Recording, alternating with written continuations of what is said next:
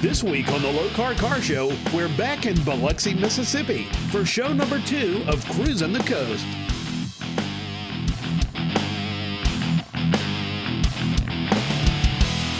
Hello again, car lovers. Welcome to week number 2 coverage of Cruising the Coast from Biloxi, Mississippi on the Lokar Car Show series presented by ARP. Hello again, everyone. I'm Ted Jones. Remember, we were talking about Thunderbirds? We had a 57, then we had a 2002, and I told you 55, 6, and 7 were the really popular year for the Thunderbirds because the little two-seaters, and then they made them big. Voila, there it is. A 1966 Thunderbird. Doesn't look anything like that little two-seater sports car. No, they made them into luxury cars, and this is a nice example. Now, the guy that owns this, his name is Mike, says that it's 95% all original. Let me tell you the 5% that's not. The paint. Look at it. It's absolutely gorgeous. I like, Mike, what you did with this paint right here. He calls it rainbow metal flake because I see all different colors in the metal flake. It's really a cool idea. He did a nice job. Remember, they became very big cars. They became luxury cars. They weren't sports cars anymore. It had the slide aside steering wheel instead of telescope. The steering wheel slid over to one side. This looks absolutely gorgeous inside. He's got a really nice interior. Yes, it could use a little more restoration, but he says he spent a lot of money on it. Guess what? He says he'll sell it for $14,000.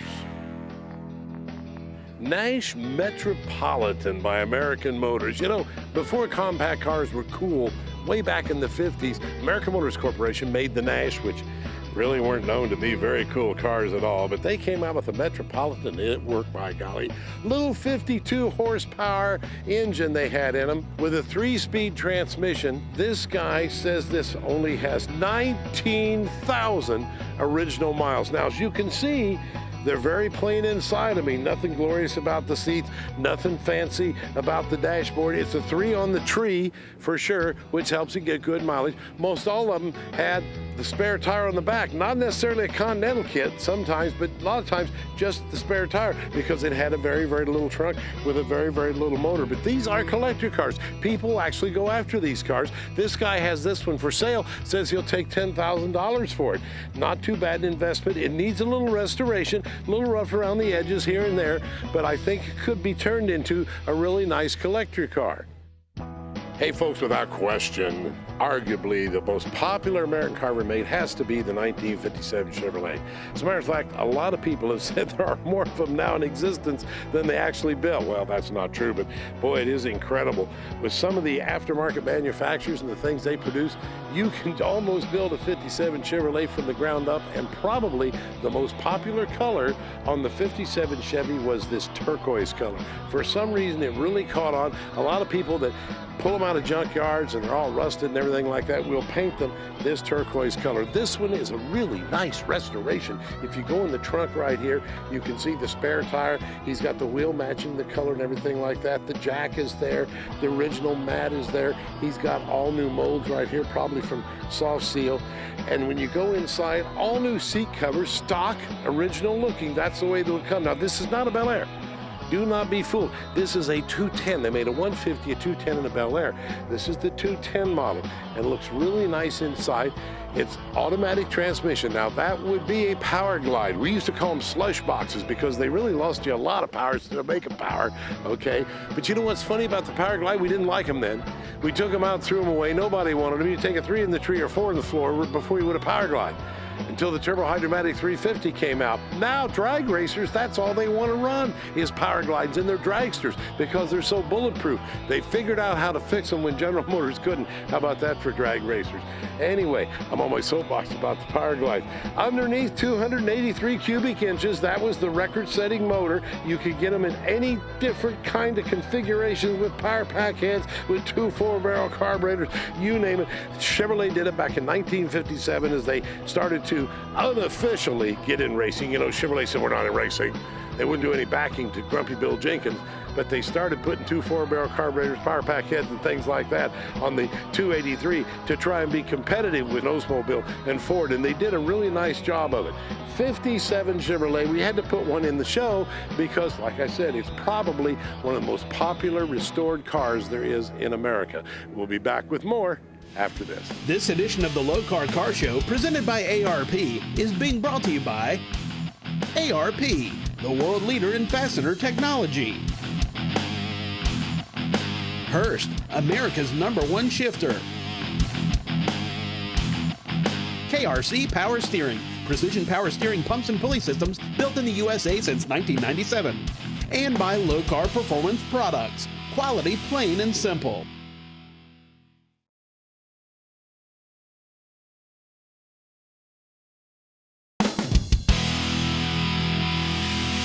Welcome back to the Lokar Car Show, presented by ARP from Cruising the Coast, Biloxi, Mississippi.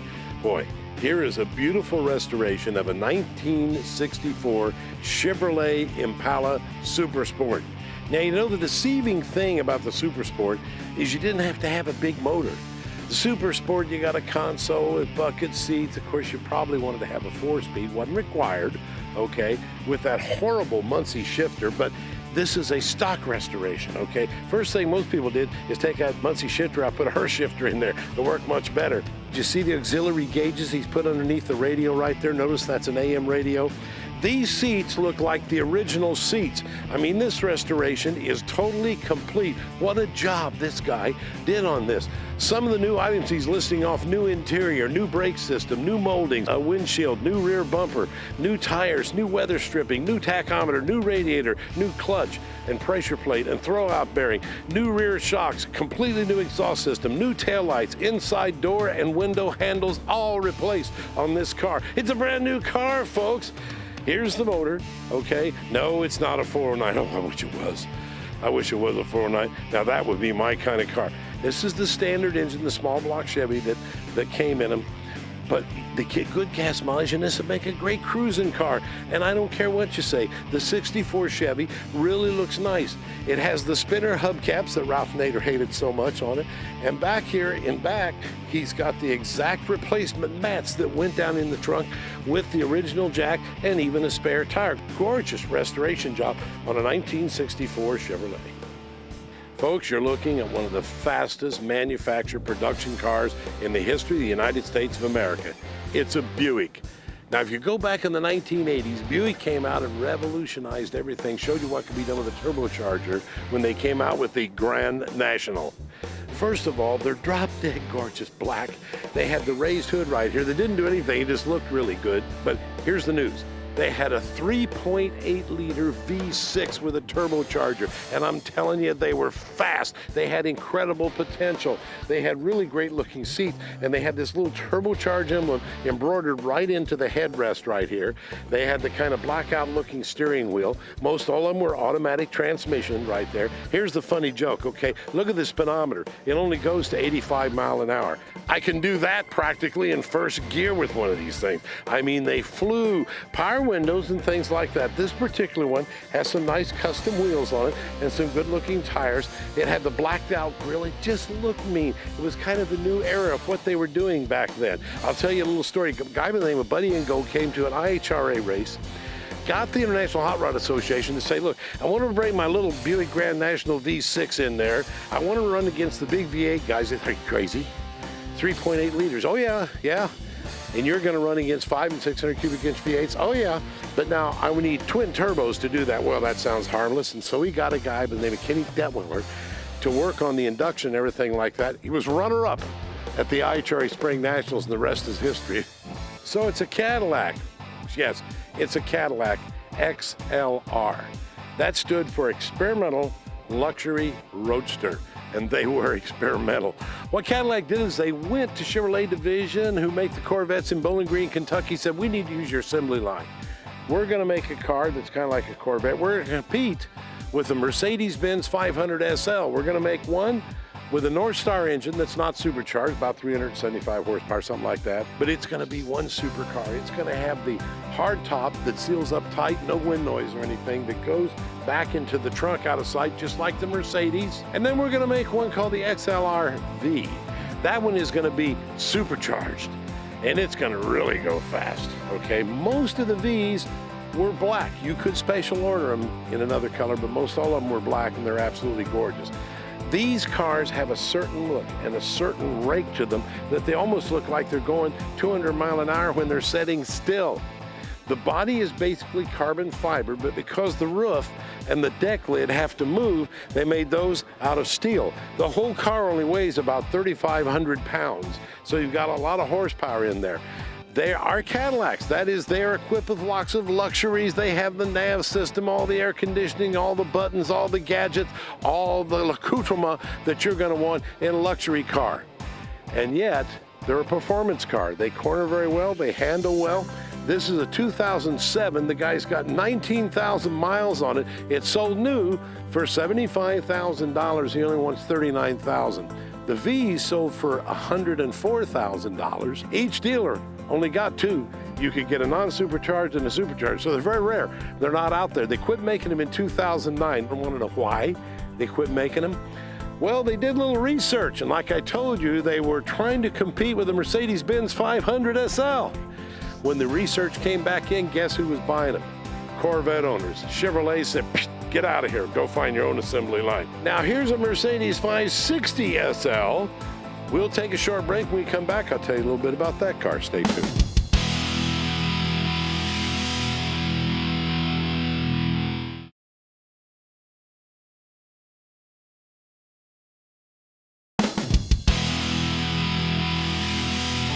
Welcome back, ladies and gentlemen, to the Lokar Car Show presented by ARP. Well, I told you I'd show you one of the competitors to the XLR. Now I ask you, okay, look at that body, look at this body.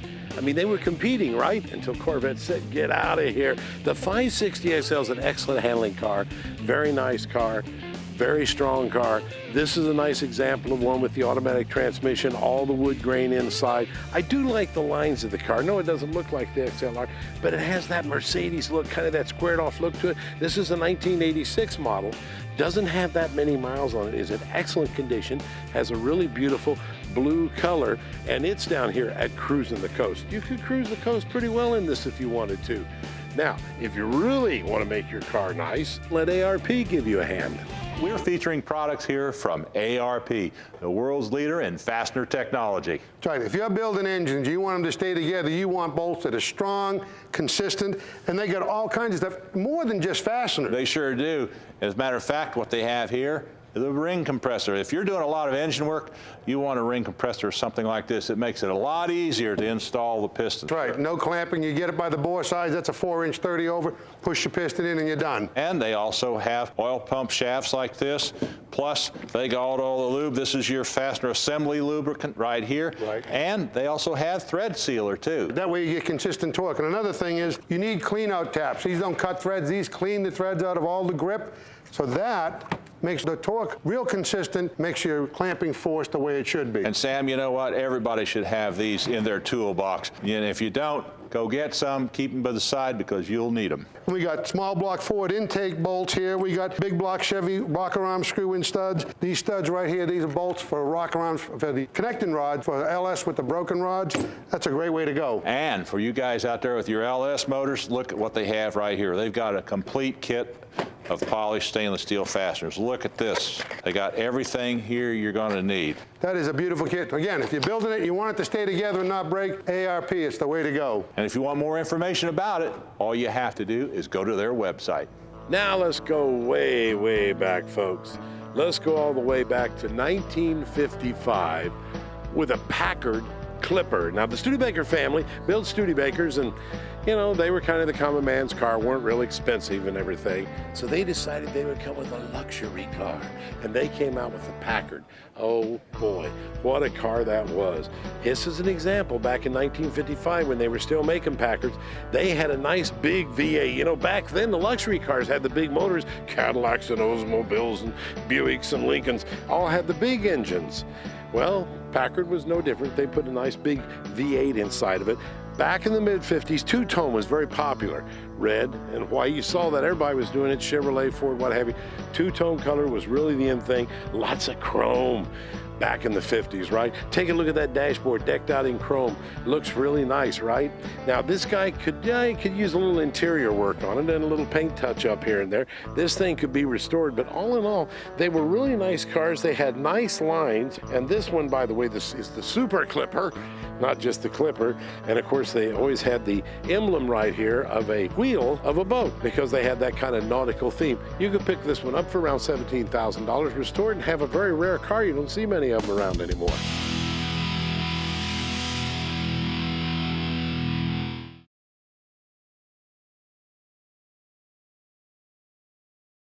This edition of the Lokar Car Show, presented by ARP, is being brought to you by Lokar Performance Products. Quality, plain and simple. Thermal Blade, the safety wiper blade of the future. ARP, the world leader in fastener technology. And by Hurst, America's #1 shifter. Welcome back to Cruising the Coast on the Lokar Car Show series presented by ARP. They call this the Smokey and the Bandit car because this car was made famous by Burt Reynolds when he drove it with Jerry Reed and had all the fun with Sally Field in Smokey and the Bandit. If you've never seen the movie, what, have you been living under a rock? For crying out loud, it's one of the most popular movies there is. Look, he's even got a Burt Reynolds hat setting in here on the console. It had bucket seats, automatic transmission, just a good-looking car with all the vents and the louvered wheels. So I caught up with the owner to find out, where'd you get this car? Tell us about your Smokey Trans Am. You say it belongs to her? Yes, sir. Yes, sir. You buy the car? No, he gave it to me. Oh, okay. Why? Why a Smokey car? Because, I don't know, I had the car, I got it up here last year, and then the car was white with the bluebirds, and I changed it over to black and the Smokey and the Bandit That's right. package. Yeah. Burt Reynolds would be proud of you. That's right, it's got the black hat in it. That's right. Now you ride around like Sally Field, right? That's it. That's it. You got a copy of the movie? No. What? That's sacrilege. You got a Smokey car, you got to have a copy of the movie. We need one, don't Yeah. we? Tell us a little bit. Big motor, huh? No, it's got the real one. It's so small. No. Yes, sir. Not the 6.6? Nope. That's sacrilege. No. You can't do that. Make him change the motor. All right, we'll work on that. That's right. You Yeah. want something like that. You like the car? Love it. You drive Love it it. very much? Drove it down here this morning, and yeah, it did real good. Love You it. get a lot of looks? Yes. Yeah. People staring at it? Yes. Yeah. Lots of folks come by and look at it and everything. It's Want great. you to do a burnout? Yes, we've got that a couple of times today. So. Yeah, because they think it's got a 6.6 in it. But it don't. What, Talk to him, honey. Okay. Tell him about it. Nice car. Congratulations. Yes, indeed. Thank you, sir. Appreciate it. Lots of fun. Well, you know, they had the shaker hood. This has the shaker hood with the little 301 under it. I don't know how much it shakes, but they had the shaker hood. Burt Reynolds had that on the Smokey car. He also had, wait a minute, he had T-tops. There's no T-tops in this. I got bad news for him. Now she's gonna make him put T-tops in it. We'll take a break right now. Low Car Lowdown coming up next here on the Lokar Car Show. This week's Lokar Lowdown, we are replacing clutch and brake pedals, and these are direct fit. We can start off right here, Jeff, with Tri-5s. Yeah, we wanted to do a brake and clutch arm that matched our throttle pedal and all of the other products that we make. And right now what we've got on the market is our direct fit brake and clutch arms for the Tri-5 Chevy and the 67 to 72 C10 pickups. Well, you talk about how they match your other products, your window arms and that type of, we've got the windows right here. That's what I'm thinking of, because everything goes right along through and matches all of your other stuff with Lokar. We've got the color here, but hey, what about the Midnight Series? They're available in the Midnight Series as well, and these are first-class construction, solid billet aluminum, bronze pivot bushings for added wear protection, bolts right into your car. Yeah, we can see here, it's just real nice and easy. We just got the one thing here, and these are in. Lifetime warranty on these as well, Jeff? Absolutely. Just like all the other Lokar products, they include a lifetime warranty. And I have a feeling Lokar is going to be making a lot more applications as well. We've got a lot more stuff in the pipeline that's going to be coming to the market here in the next couple of years. All you have to do is just keep watching Lokar.com, whether you're looking for the Tri-5s, looking for the C10 Chevys here, or a whole lot more. 25 years this year for Lokar, made in the the USA, Lokar.com, and like them on Facebook. You know, we were talking about popular colors on this Camaro, for instance, Hugger Orange. One of the neatest colors they came up with, because that advertising campaign back in the 60s, 67, 8, 9, the 3 most popular years for the Camaro, and they called it the Hugger. And they were talking about how it would hug the corners and how well it would handle. So then they came out with Hugger Orange, and you know what? It caught on. This is a Super Sport, SS, Super Sport Camaro, but it's also a Rally Sport, RS, but you don't see an RS emblem. So how do I know it's a Rally Sport? Rally Sports had hideaway headlights. These, by the way, didn't run on electric motors. They opened up on a vacuum motor, something you have to stay on top of when you're restoring these, because if the highway headlights don't work, it just ain't cool. You want the hideaway headlights to work on a Rally Sport. This one is one where old Dean Cruz always said, when the top goes down, the price goes up. Well, the top goes down. Brand new convertible top, really looks nice. Black interior, black convertible top, the Hugger Orange, custom wheels, got the little spoiler back here, part of the Super Sport package, along with sway bars, console, bucket seats. 1969, the last year for what, as far as I'm concerned, was the best looking Camaros that they ever built. People are still restoring them, people are drag racing them, people are driving them around. They just flat like them. You know what?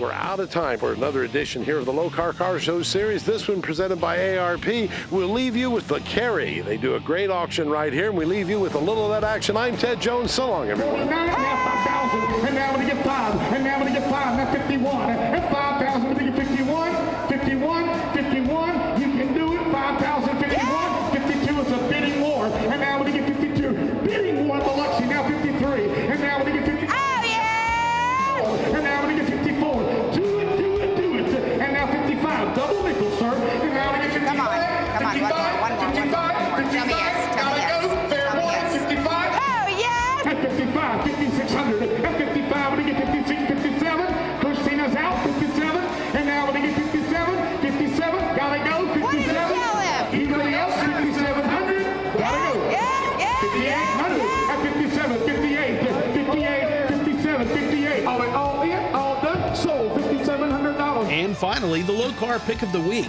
This awesome automobile will be in competition for the Pick of the Year at the end of the season, a special December episode of the Lokar Car Show. What do you think will win? Stay tuned.